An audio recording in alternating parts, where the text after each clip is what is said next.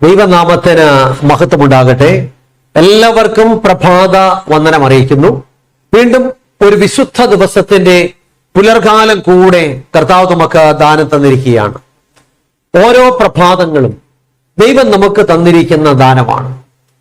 നമുക്കറിയാം, ഇസ്രായേൽ മക്കളുടെ മരുഭൂയാത്രയിൽ അവരുടെ ഓരോ പ്രഭാതങ്ങളെയും മന്നയാൽ സമ്പുഷ്ടമാക്കിയ കർത്താവ് ദൈവത്തിന്റെ മാറ്റമില്ലാത്ത തിരുവചനമാകുന്ന മന്നയാൽ നമ്മുടെ പ്രഭാതങ്ങളെയും സമ്പുഷ്ടമാക്കട്ടെ എന്ന് ഞാൻ ആത്മാർത്ഥമായിട്ട് പ്രാർത്ഥിക്കുകയാണ്.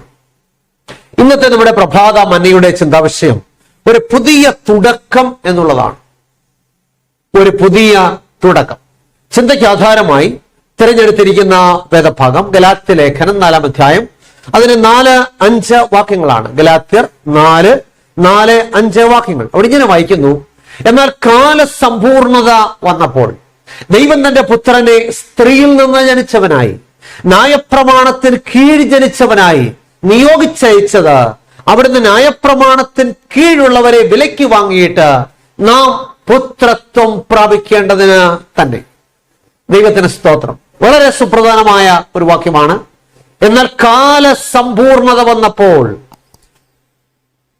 ദൈവം തന്റെ പുത്രനെ സ്ത്രീയിൽ നിന്ന് ജനിച്ചവനായി ന്യായപ്രമാണത്തിന് കീഴ് ജനിച്ചവനായി നിയോഗിച്ചയച്ചത് അവിടുന്ന് ന്യായപ്രമാണത്തിന് കീഴുള്ളവരെ വിലയ്ക്ക് വാങ്ങിയിട്ട് നാം പുത്രത്വം പ്രാപിക്കേണ്ടതിന് തന്നെ.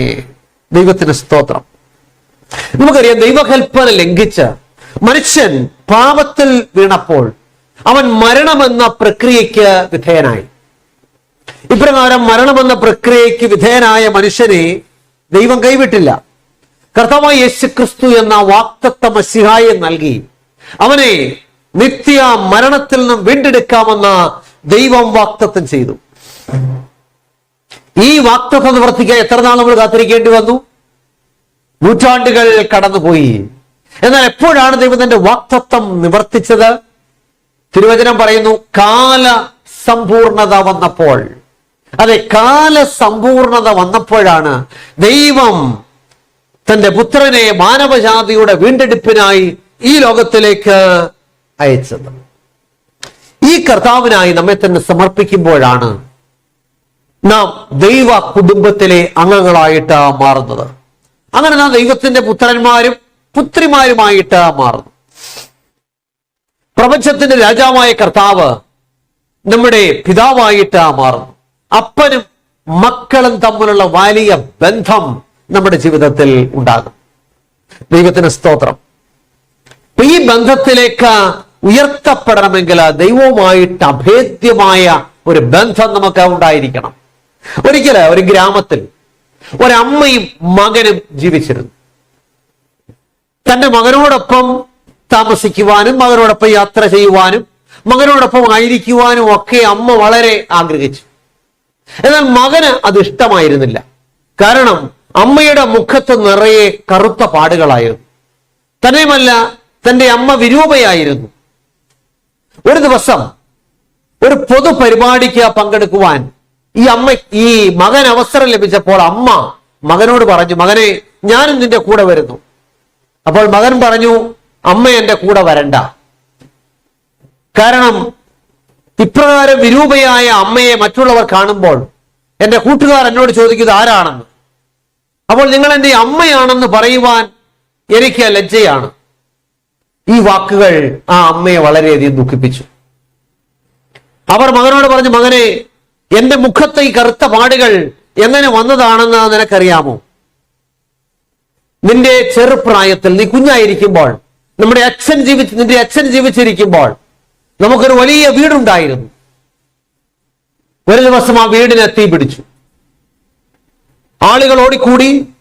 വീട്ടിലുള്ള വിലപ്പെട്ട സാധനങ്ങളൊക്കെ പുറത്തേക്ക് ആളുകൾ എടുത്തുകൊണ്ട് വന്നു. എന്നാൽ അക്കൂട്ടത്തിൽ കുഞ്ഞായിരുന്ന നീ അകത്ത് കിടന്നുറങ്ങുന്നത് എല്ലാവരും മറന്നുപോയി. എന്നാൽ നിന്നെ മറക്കാത്ത ഞാൻ ആ തീജ്വാലയ്ക്കുള്ളിലൂടെ അകത്തേക്ക് ഓടിച്ചെന്ന് നിന്നെ എടുത്തെന്റെ മാറോട് ചേർത്ത് പിടിച്ചുകൊണ്ട് ആ തീക്കുള്ളിലൂടെ ഞാൻ പുറത്തേക്ക് വന്നു.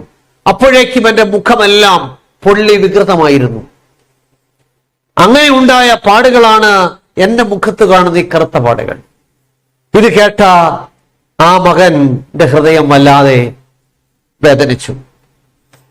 അവൻ ചിന്തിച്ചു, ഞാൻ തീയിൽ കിടന്ന് വെന്തരീയമായിരുന്ന സ്ഥാനത്ത് എന്റെ അമ്മ തന്റെ ജീവനെ വില കൽപ്പിക്കാതെ, തന്റെ സൗന്ദര്യം വില കൽപ്പിക്കാതെ ആ തീജ്വാലയ്ക്കുള്ളിലൂടെ എന്നെ എടുത്തുകൊണ്ട് പുറത്തേക്ക് വന്നതുകൊണ്ടാണ് ഇന്ന് ഞാൻ ജീവനോടെ ഇരിക്കുന്നത്. എന്റെ അമ്മയുടെ സ്നേഹം എത്ര വലിയതാണ്. അതുകൊണ്ട് ഇനി എന്റെ അമ്മയെ ഞാൻ ഒരിക്കലും വിഷമിപ്പിക്കത്തില്ല. ഇനി എന്റെ അമ്മയെ എല്ലായിടത്തും ഞാൻ കൊണ്ടുപോകും. ഇതെന്റെ അമ്മയാണെന്ന് പറയുന്നതിൽ ഞാൻ അഭിമാനിക്കും. പ്രിയമുള്ളവരെ, കർത്താവ് നമ്മോട് കാണിച്ച സ്നേഹം എങ്ങനെയുള്ള സ്നേഹമാണ്? സ്വർഗത്തിൽ നിന്ന് ദൈവം മനുഷ്യവർഗത്തെ നോക്കിയപ്പോൾ മനുഷ്യവർഗം പാപത്തിന്റെ തീയിൽ വെന്തരിയുന്ന കാഴ്ചയാണ് കണ്ടത്.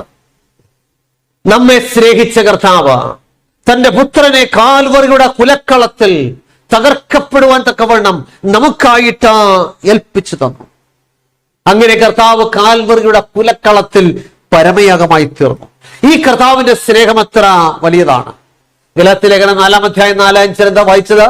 എന്നാൽ കാല സമ്പൂർണത വന്നപ്പോൾ ദൈവം തന്റെ പുത്രനെ സ്ത്രീയിൽ നിന്ന് ജനിച്ചവനായി, ന്യായപ്രമാണത്തിൽ കീഴ് ജനിച്ചവനായി നിയോഗിച്ചയച്ചത് അവിടുന്ന് ന്യായപ്രമാണത്തിൽ കീഴുള്ളവരെ വിലയ്ക്ക് വാങ്ങിയിട്ട് നാം പുത്രത്വം പ്രാപിക്കേണ്ടതിന് തന്നെ. ദൈവത്തിന് സ്തോത്രം. ഈ കർത്താവായ യേശുക്രിസ്തുവിനെ രക്ഷിതാവായി സ്വീകരിച്ച് നമ്മുടെ ജീവിതത്തിൽ ഒരു പുതിയ തുടക്കം കുറിക്കുവാൻ കർത്താവ് നമ്മെ സഹായിക്കട്ടെ. കർത്താവിന്റെ സ്നേഹം മനസ്സിലാക്കി, നമുക്ക് വേണ്ടി ചെയ്ത ത്യാഗം മനസ്സിലാക്കി, കർത്താവിനെ രക്ഷിതാവായി സ്വീകരിച്ച് നമുക്ക് നിത്യജീവൻ അവകാശികളായി തീരുവാൻ ദൈവമായ കർത്താവ് സഹായിക്കട്ടെ എന്ന് ഞാൻ ആത്മാർത്ഥമായിട്ട് പ്രാർത്ഥിക്കുന്നു. ഞാൻ പ്രാർത്ഥിക്കാനായിട്ട് പോവുകയാണ്. പ്രിയമുള്ളവരെ, ഇന്ന് നാം പ്രാർത്ഥിക്കുമ്പോൾ നിങ്ങളുടെ പ്രാർത്ഥനാ വിഷയങ്ങൾ എന്ത് തന്നെയായിരുന്നാലും എന്നോട് ചേർന്ന് പ്രാർത്ഥിക്കുക. രോഗത്താൽ ഭാരപ്പെടുന്ന പ്രിയപ്പെട്ടവരെന്നെ കേൾക്കുന്നുണ്ട്. മാനസികമായ സമ്മർദ്ദങ്ങളിലൂടെ കടന്നുപോകുന്ന പ്രിയപ്പെട്ടവർ കേൾക്കുന്നുണ്ട്.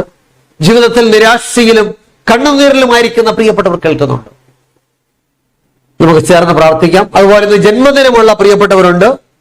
പത്തനംതിട്ട സഭയിലെ ഗവിൻ അരുൺ, അതുപോലെ തന്നെ മാവേലിക്കര സഭയിലെ ശശി വൈ എന്നീ പ്രിയപ്പെട്ടവരുടെ ജന്മദിനം കൂടെയാണ്. ഈ പ്രിയപ്പെട്ടവരെ കൂടെ ഓർത്ത് നമുക്ക് പ്രാർത്ഥിക്കാം. കണ്ണുകളെ അടയ്ക്കാം, പ്രാർത്ഥിക്കാം. അടിയങ്ങളെ ആഴമായി സ്നേഹിക്കുന്ന ഞങ്ങളുടെ വാഴ്ത്തപ്പെട്ട ദൈവമേ, സ്വർഗ്ഗസ്ഥ പിതാവേ, കർത്താവെ, ഇന്നടിയങ്ങളെ കേൾപ്പിച്ച മാറ്റമില്ലാത്ത തിരുവചനത്തിനായിട്ട് സ്തോത്രം. ഒരു പുതിയ തുടക്കം അടിയങ്ങളുടെ ജീവിതത്തിൽ കുറിക്കുവാൻ കർത്താവായ യേശുക്രിസ്തു എന്ന രക്ഷിതാവ് അടിയങ്ങൾക്ക് വേണ്ടി ചെയ്ത വലിയ ത്യാഗം എത്ര വലിയതാണെന്ന് മനസ്സിലാക്കിക്കൊണ്ട് കർത്താവിനെ രക്ഷിതാവായി സ്വീകരിച്ച ഒരു പുതിയ തുടക്കം ജീവിതത്തിൽ കുറിക്കുവാൻ അവിടുത്തെ അടിയങ്ങളെല്ലാം സഹായിക്കണമേ. വചനം കേട്ട എല്ലാ പ്രിയപ്പെട്ടവരെയും കർത്താവ് അനുഗ്രഹിക്കണമേ. കർത്താവെ, ഇന്നടിയനെ കേൾക്കുന്ന പ്രിയപ്പെട്ടവർ രോഗത്തിലോ ഭാരത്തിലോ മാനസിക സമ്മർദ്ദങ്ങളിലോ കഷ്ടതകളിലോ നെടുവീർപ്പുകളിലോ ആകുലതകളിലോ ആയിരിക്കുന്നുവെങ്കിൽ അവരുടെ പ്രശ്നങ്ങൾക്ക് തന്നെ കർത്താവ് പരിഹാരം വരുത്തണമേ. അതുപോലെ ജന്മദിനമുള്ള ഗവിനെയും പ്രിയ മകൻ ശശി അവരുകളെയും കർത്താവിന്റെ കരങ്ങളിലേക്ക് സമർപ്പിക്കുന്നു. പ്രിയ മക്കൾക്ക് പുതിയ വർഷം അനുഗ്രഹത്തിന്റെ വർഷമാക്കി തീർക്കണമേ. എല്ലാ സ്വർഗീയ നന്മകളും അവർക്ക് നൽകിയവരെ മാനിക്കണമേ. പുതിയ വർഷം സമാധാനവും സന്തോഷവും സമൃദ്ധിയും നൽകി മാനിക്കണമേ. കർത്താവ്, അടിയങ്ങളുടെ ഈ വിശുദ്ധ ദിവസം അടിയങ്ങൾക്ക് എല്ലാ അനുഗ്രഹത്തിന്റെ ദിവസമാക്കി മാറ്റണമെന്ന് പ്രാർത്ഥിക്കുന്നു. വിശുദ്ധ ദിവസത്തിന്റെ അനുഗ്രഹത്താൽ കർത്താവ് അടിയങ്ങൾ നിറയ്ക്കണമേ. സകലമാനവും മഹത്വം കർത്താവ് എടുക്കണമേ.